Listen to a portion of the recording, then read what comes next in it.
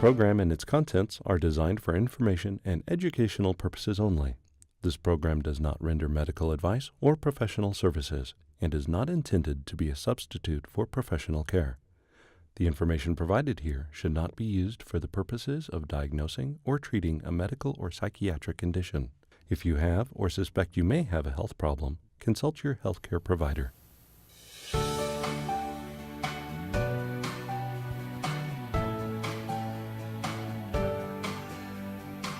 Hi, welcome to Positive Momentum TV. I'm Diane Silva, and we're continuing our series on Alzheimer's. And today my guests are Mike Hughbanks, person with diagnosis, and Debra Thomas Hughbanks, and she's spouse and caregiver. We're going to get Mike's story and Debra's story to be able to help those of us who have not ever been able to really talk with someone who's actually been diagnosed. I've dealt with people who have had the diagnosis or have been gone without the diagnosis for a long period, and then by that time we're in the throes of full-blown dementia. Mike, you're in the early stage, young onset, early stages.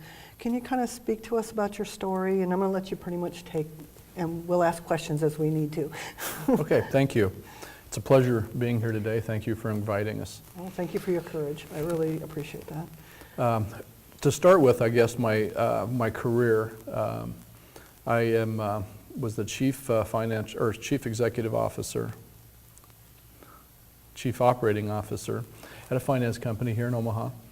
We are the largest agricultural finance company in the United States that finances center pivot irrigation systems and farm equipment. Okay. So we had one office based here in Omaha, but our footprint was all over the United States. My job was very demanding, very high stress. I was responsible for IT, human resources, general operations. So I had roughly about a third of the company as part of my group. On a daily basis, it required a lot of multitasking, very quick judgment calls. I would have several people in my office with either issues, problems that we would have to deal with very quickly. Okay. So I knew at a point in time, probably in, I would say, going back as far as maybe even 2008, 2009, that I started noticing a few little things. Memory, maybe my decisions weren't coming as quickly. I was having to think a little bit more.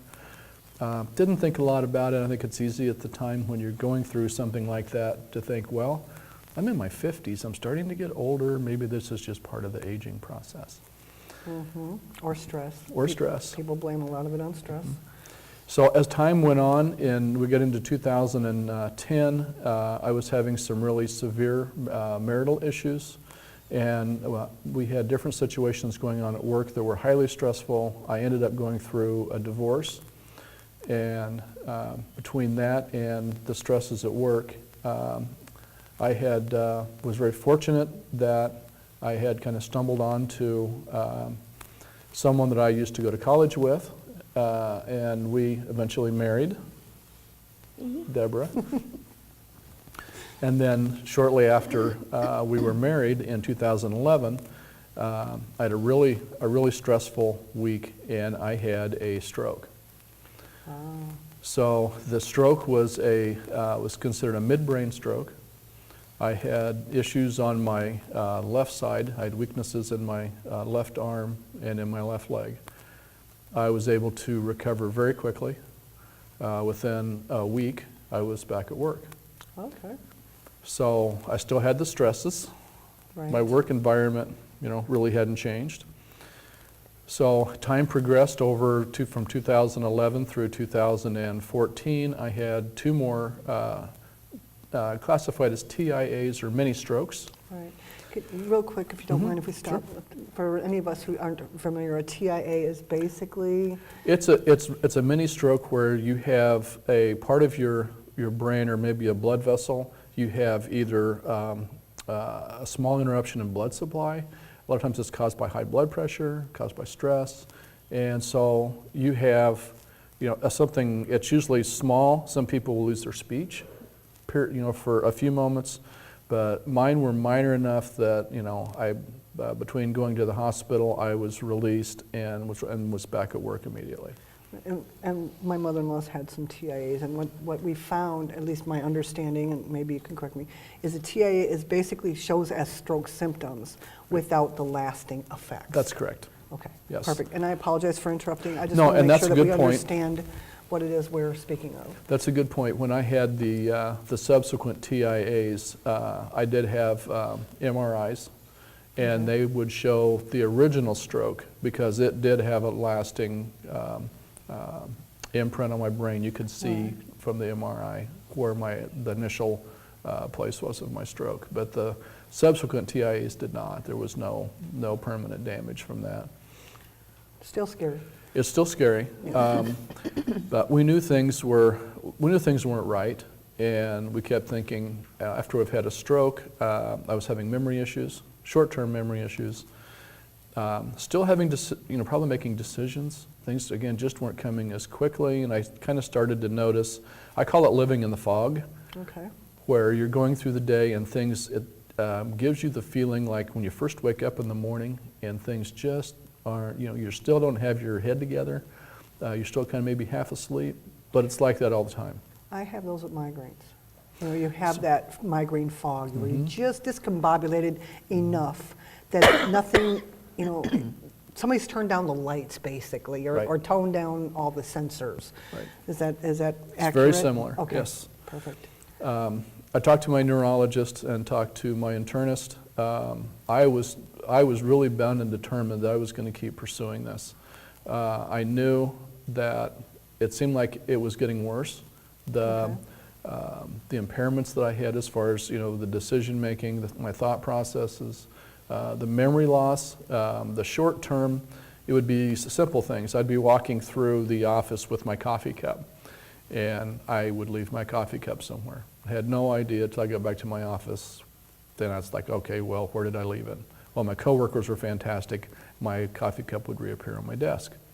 But I also had issues where I'd be walking from one place, maybe delivering bills to accounting, and I might stop in to talk to, say, someone in customer service, and I would leave the bills laying on their desk. I would forget where I was going. I had times that I'd just be walking down the hall, I'd get up, have 3 different things on my, going through my thought processes at the time, get halfway down the hall and just stop and go, where am I going? I don't remember where I'm going. So I'd have to turn around, look around to make sure no one saw me just standing there in the office looking at the wall. Right. And then I would walk back to my office, kind of get my thoughts together again. So I got to the point I really thought, I'm really going to have to push this because I need to know. This just doesn't seem right. So we went back to the neurologist and explained what was going on, and at that point in time he realized that this was more serious than what we initially thought, and went back and reviewed my original, the MRI, and said, Mike, you shouldn't be having these type of issues because of your initial stroke. Because of where that stroke was located, it really should not have any impact on memory. Okay. So that's when we said, okay, and I started, that was when I went out on FMLA. Okay. So that's when I went on short-term disability, stopped working. That was during the summer of last year, of 2015. And I they had recommended in January of 2015 that I have a neuropsychological exam. That is over a 3-hour, very intensive exam where they test for something called MCI, mild cognitive impairment, and also test your memory. Right, and could you briefly go over, I've watched my mother-in-law endure some of these testing, like when they were doing her long-term care insurance kind of thing. And there was really, I think it was named Dr. Burke, great psychiatrist over in, I think it's in the same Home Instead building or something like that, but it was for the elder, but great. Some of these physicians, such great dignity, such great care, I can't commend, it's wonderful that they really keep and help. So what was the test like? I mean, do you remember, I remember some, kind of give us an idea of what they were like? one of the first things that, and probably one of the simplest tests that they do is when they first start, they will tell you, they'll give you a list of 5 things to remember. Okay. And one of them might be, just an example, it might be, they tell you remember blue, table, orange. I mean, you know, they give you 5 things like that. And then they go on. We're talking about other things. They'll go through and they'll tell a story that you have to remember. And then about 10 minutes later, they'll come back and say, okay, what were those 5 things? I can remember 2 or 3. Okay. But if they would then say, well, of the 2 you missed, one of them is a piece of furniture, I go, oh, well, yeah, it was a table. Okay. But one of them was a color. Okay, that was blue. Okay. Well, depending on how far progressed you are as far as the mild cognitive impairment, some people will not be able to remember even with a hint, wouldn't be able to remember some. I can remember all with help. Okay. But I can only, as far as, you know, my 10-minute recall, I can only usually remember 2 or 3 of the 5. The other thing that that's part of the test, visual spatial skills, where they would go through and they'll show you a picture, and you have to memorize the picture, and it's a pretty detailed, you know, it's just a drawing. Usually, I call it the church. It looks like a church and has a little steeple and a cross, but you have to remember that, and then they take the paper away, and you have to try and replicate it. Okay. I don't do well at that. 3-dimensionally on paper, they will show you the picture of a cube, like a 3-dimensional, just a stick cube. Okay. And it'll be sitting there, and you have to, right next to it, looking at it, try and recreate the lines perfectly, and I can't do that. Okay. So there's more to a neuropsych exam. They're measuring more. It's not just a memory test. There's a lot more involved. But at the end of the test, that was the diagnosis was mild cognitive impairment, and then also had short-term memory loss. My physician, my internist at the time, they immediately started me on Aricept. Okay. With the suspicion that maybe, you know, we could be talking some type of, you know, early stage of, it could have been frontotemporal, it could have been, they thought maybe even Parkinson's. I mean, there were a list of things that it could be. Right. But they wanted to at least get me started immediately on the drug Aricept. And so I started taking that, which helped with my fog. It helped with my thought processes. And now, is this the one that, I know there's some drugs that only work for short term. Aricept is usually only prescribed for 1 or 2 years, and it's very for people that are early stage. Okay. There are other drugs that they would progress through as you get, you know, go through, as it's a very debilitating disease as it progresses. So I'm still in the early stage, so that Aricept is still the kind of the drug of choice. And again, I cannot commend you enough for your courage, and I appreciate you coming out and sharing all this, because it's, like you said, it's debilitating. It can be very degrading at times, depending on how it's handled.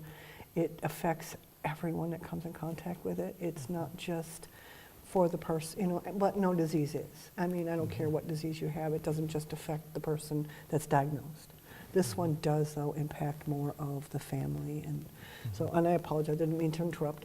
Go ahead, continue. So I had the first neuropsych exam, and we get the results. We went to see Dr. Perret. Okay. She's fantastic. She sat down with us, spent a lot of time with us afterwards, going through and, you know, explaining all of the individual tests. A lot of the tests mirror IQ test, because one of the things that they wanted to determine is the level of your thought processes and also your intellectual abilities. So I was still testing I had a very high IQ. So I tested still in the superior range as far as the Wechsler test, the different tests that they did that were for IQ. But on the other hand, I tested poorly as far as, you know, knowing that I have cognitive impairment and also the memory. So we went through the results of that, and then her recommendation, she sent everything back to my neurologist and internist, and then they recommended that I make an appointment and go see Dr. Merman. at the Med Center. Okay. Dr. Merman he's the director of the memory unit at the Med Center, and is probably one of the, in my opinion, one of the leading authorities probably in this area and probably in the Midwest for Alzheimer's disease. So he ordered a spinal tap. They wanted to know the levels of amyloid plaque, and the only way that you can get that is by doing a spinal tap. That wasn't pleasant, I'm sure. It wasn't, but it's something we knew we needed to do because I was 58 years old. I wasn't retired. I wasn't ready to retire. Right. I mean, I was in the kind of height of my career, and this wasn't something that we had anticipated. So if this was going to be the diagnosis, and I would probably have to go out on disability, I had to have a firm diagnosis. And so we did the spinal tap, and then we went back to see Dr. Merman for the results on August 14th. I always remember the day. August 14th last year, we were sitting in Dr. Merman's office. And that's when we got the news and said that and he showed us the graph of the test results. And that, along with the neuropsych exam that we had had the previous January, the diagnosis came back that it was early stage Alzheimer's disease. And along with that, younger onset, meaning that I am there's about 200,000 people in the United States diagnosed as younger onset, meaning that we are not 65 years old. Early stage is a designation as far as the stage of the disease physiologically. Okay. Younger onset simply designates age, that we are under 65 when we are diagnosed. Now, my understanding is it used to be younger onset was anybody under 85, so they've lowered the age group. It is 65. Yeah. Wow. That just tells me how many people are really contracting this disease. It's scary. It's beyond frightening. And you mentioned stress. Now, can we, we'll get back to the stress. How about we get back to that one? I'm going to let you keep going because your story is both fascinating and hopefully very helpful to anyone who's watching. Well, I think one of the things that probably hit me the strongest, Debra and I came away, I think, with different from the meeting with Dr. Merman. Sure. I anticipated this. I didn't want to hear it. I mean, no one wants to hear, that you've got Alzheimer's. But I think when he told us that that was the diagnosis, my next question was, well, okay, medications. I want the pills. Give me the fix. Give me the, and that was probably the hardest thing to hear was that, well, unfortunately, Mike and Debra, there is no cure. We can't slow down the disease. There's nothing that we can do. There really is no magic fix. There is no pill. Now, there's things that we can do, and Aricept is one that will help you with your thought processes. But as far as a cure, there is no cure. So we kind of went home with that, and it took us, a couple of weeks. Of course, I was on leave from work, and so we made the decision then after talking to Dr. Merman, and we had already filed for disability, and knew that and his recommendation, because of the stress levels, there was no way that I would be able to return to work. So we filed for disability, and the disability eventually was approved. So that's when I officially went out on permanent disability. One of the processes that we went through when we were home for the first couple of weeks, I'm a very outgoing person. I mean, I'm used to being around people, used to having things going on all the time. Right. I'm very social. So my thought was, well, what am I going to do?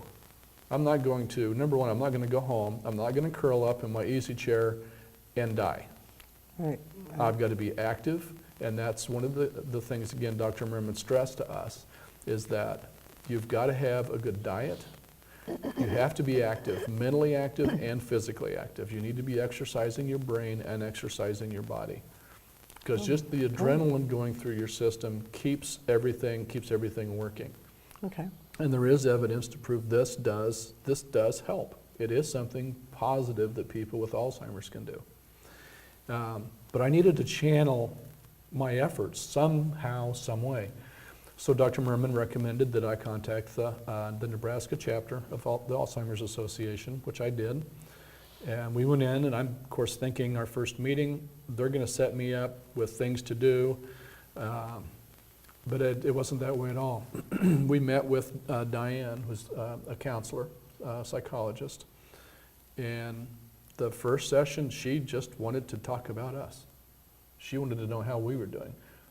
That was their number one priority. It wasn't about me volunteering. It was about making sure Mike and Debra were okay. And it was a fantastic time for us to just sit down and talk. Mm-hmm. And then realize that there are a lot of other people out there like me that are newly diagnosed. So, well, what I would like to do is share my story. I would like to talk. I need to talk to people. Mm-hmm. You know, I want other people to know that, you know, you can deal with the disease. Right? There may not be a cure right now, but that doesn't mean our life is over. Right. I'm still Mike. I'm Mike to my kids. I'm Mike to my wife. I'm Mike to my neighbors. I'm still the same guy I was before the diagnosis. Right. It's not like everything changed overnight when I was diagnosed with Alzheimer's. Right. So that's my passion. That's what I do now. I've been on 2 different TV stations, local, been on news segments, and we've talked to, I don't even know how many support groups now that are meeting in Omaha. There's a lot of good things going on. Governor Ricketts signed the proclamation in Lincoln a couple of months ago for Alzheimer's awareness, and I was able to go and meet with Governor Ricketts, which was an honor. And right now we're going through several different things. The interview today is fantastic. Again, this is just another way for us to get the word out, awareness. And then we just found out this last week that there's a national advisory board that's made up of 10 to 12 people in the United States. And I was nominated for the early stage advisory board, which would be, there's a lot of applicants, so we'll see if I make the cut. But it would be an honor to be able to serve on that, again with the idea being we want to get the word out. I think one of the saddest things, I've started a blog, right, and I get replies or get responses, get comments to the blog. And we were at a meeting, and we were talking about the blog, and there happened to be a local physician present. And she had made the comment that they send information out with everyone once they have a diagnosis. I mean, this is fresh. You know, they just have the new diagnosis, and only about, they estimated 15 to 20% of the people are actually contacting the Alzheimer's Association for support. And we want people, it is so critical that they get connected with other people, other support groups. So I guess that's kind of one of the messages that I would like to get out, is that we need to come together as a group and to be able to help each other, and also for the public to know, you know, if you meet someone with Alzheimer's disease, don't treat them any differently than you treated them before. They're still who they were before. Right, and that's one of the things we were talking about. Actually, we had my sister-in-law, and you and I talked about it too. It's person with diagnosis. You're still Mike. Right. It's not Alzheimer's patient. It's not Alzheimer's victim. It's Mike, person with diagnosis. If you need to put that label, that's where it goes. It's not person with diagnosis, Mike. It's Mike first. Yeah. And that's one of the things I found, that depending how people are treated and how they're cared for, this can be a really undignified when it comes to the end, you know, because you are in, let's not go there. Anyway, we'll get there when we get there. I'm flabbergasted at the amount of people that are being diagnosed. Mm-hmm. I'm honored that you guys are here. I mean, Debra, Mike, it takes courage, it takes strength, it takes, you know, a special kind of person. And with those of us or anyone who's been recently diagnosed and is not ready to reach out, that's fine. Still, if you can, find a way to tune in. Read Mike's blog. We will put his information out on our, at the end of the show. Get the information. When you're ready is when you're ready. You're not ready before you are. We're not trying to push. We're trying to educate. We're trying to help you find resources. Know that you're not alone. And it is frightening. And we're here. I mean, if you need to, if you want to, contact the show, contact me. I will talk to you. I can get you in touch with people. We will have people from Alzheimer's. Mike and Debra will be back again, and we will get more of their story and a little perspective from Debra. You're not alone. Whether you're the one who's diagnosed or the support of the person who's diagnosed, you're not alone. Do you have any, we got a couple minutes left. Is there any last minute advice or pointers you would like to kind of get out? I think one of the things too, I think people's perception of someone that has been diagnosed, and this is one of the things when we first, right after the walk, the fundraising event, people looked at me and said, when I was up on stage, people came up after and said, you have Alzheimer's? Yeah, I was diagnosed with Alzheimer's. And I think a lot of people have classified it as the quote-unquote old-timers disease. Right. And that's another thing, I guess, from a younger onset standpoint. I mean, if you think of me, I'm 59 years old now, but this is the face of younger onset Alzheimer's. It's a horrific disease that does impact a lot of our elderly, but it is also a disease that impacts people in their 40s and 50s. And it's becoming more prominent, and I think stress is a key factor, which we will touch on our next segment. With that, thank you guys very much for coming. I'm looking forward to having you on again. This is a godsend for, I will say for me, from the support standpoint. I'm getting to see things from a whole different experience. Thank you very much for watching. We will get the information from the Alzheimer's Association as well as Mike's blog on the website, as well as the end of the show. Thank you. Look forward to seeing you again next episode.